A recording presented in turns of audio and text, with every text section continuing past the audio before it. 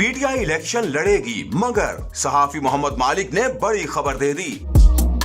निजी news channel के programme में बात करते हुए सीनियर सहाफी मोहम्मद मालिक ने कहा कि पीपल्स पार्टी की नाराजगी की समझ आती है, उनके साथ तो गेम हो गया है। उनका ख्याल था साउथ पंजाब में उनको शेयर मिलेगा। पीटीआई की कराची से खाली होने वाली 14 सीटों के बारे वो कहते थे 5-6 तो उन्हें मिलेंगी, वो भी उनके हाथ से निकल गई हैं। आसिफ जरदारी भी बिल्कुल खामोश हैं।